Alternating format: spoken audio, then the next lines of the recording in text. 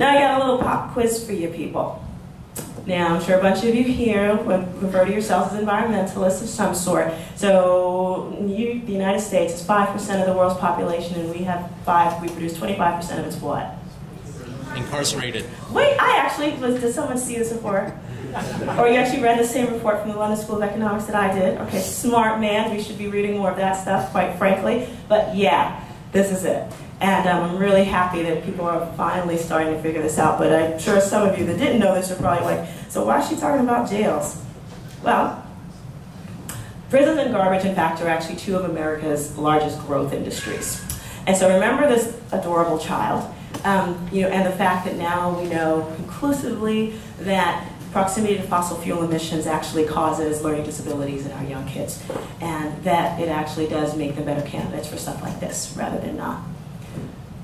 And so now that we know that, we also know that building things like coal plants in China, also that manufacturing jobs are outsourced there. And because we know that there's a high cost to the environment, but many of us don't really think of the high cost that it has because so many of those jobs, because they're doing this to fuel consumption here, essentially. They wouldn't be building two coal-fired power plants each and every week to make the goods that we like to buy so cheaply, unless we wanted them.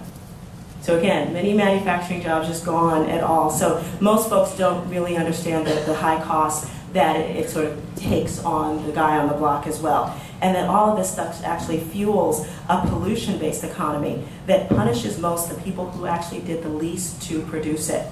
And it fuels a prison economy that none of us, I would hope, are going to be proud of.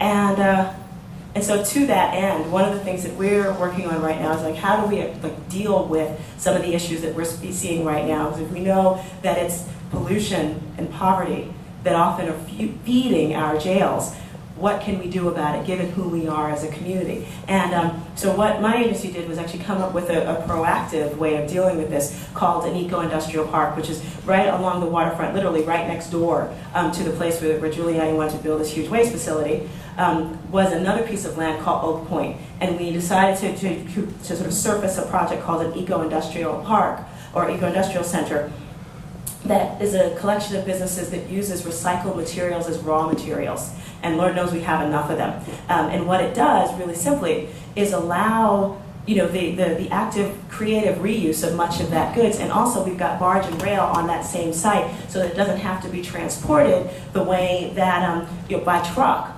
diesel trucks in particular, the way that most of our goods are. So it's actually less polluting too. And the point is, we are doing this because that stuff is already there. It's not like it's going to be going anywhere. It's not going to disappear and suddenly everybody's going to start really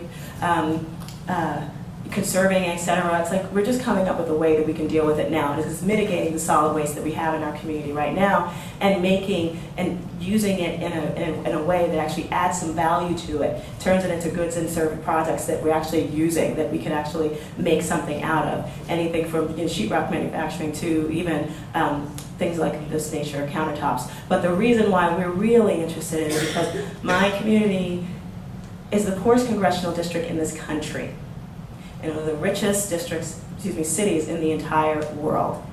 I personally think it's a little odd that we've got a 40% poverty rate in a city as rich as New York City.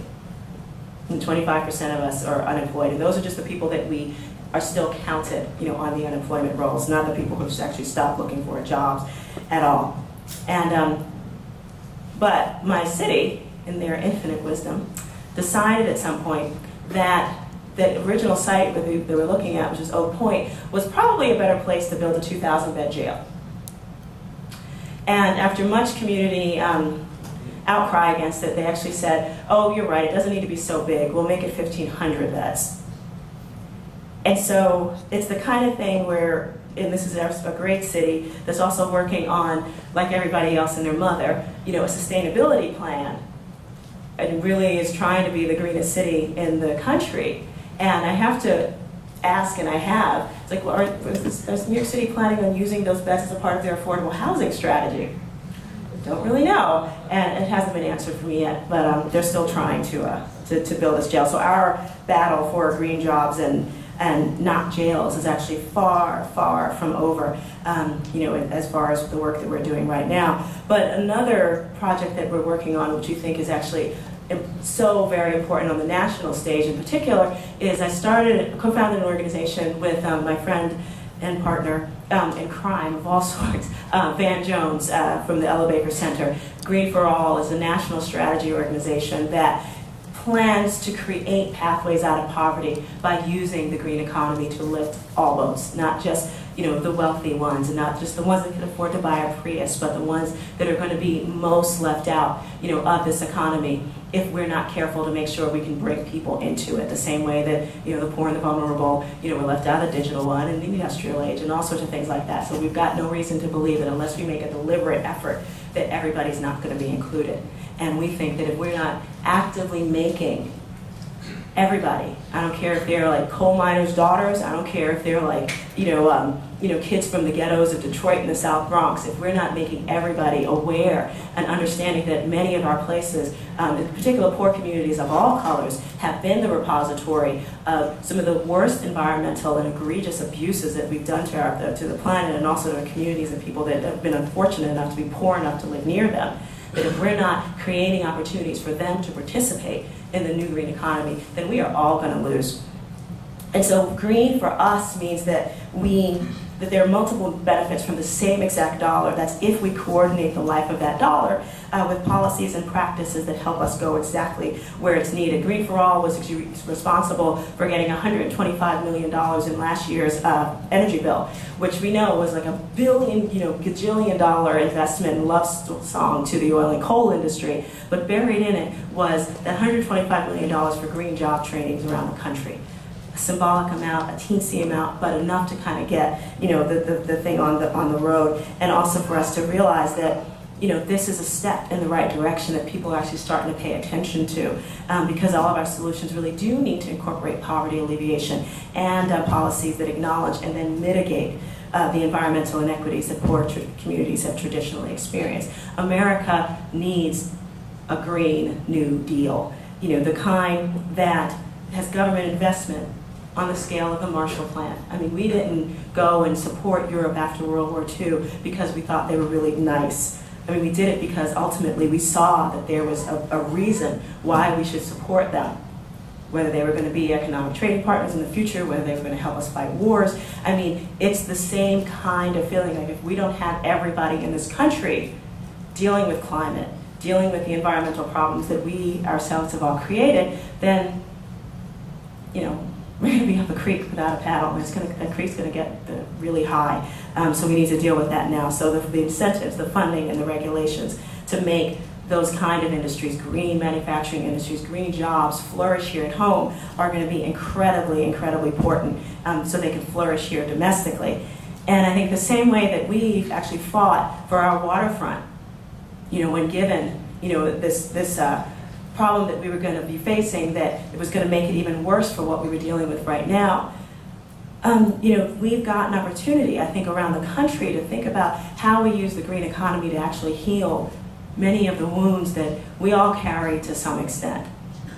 Some of us pay more dearly than others, but we're all dealing with it right now. And I think that it's just such a really fantastic opportunity, and I keep going back to the fact that just earlier this month, we commemorated the 40th anniversary of Dr. Martin Luther King's Jr. death.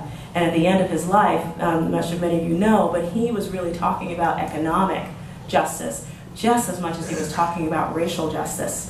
And because he recognized that, in his young life, that it was about how do you make sure that everybody has a quality life.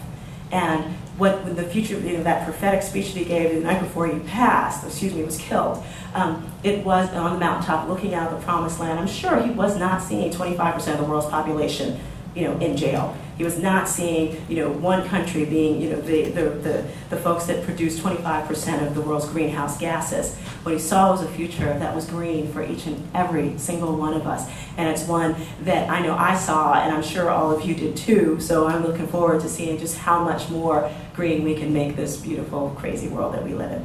So thank you very much.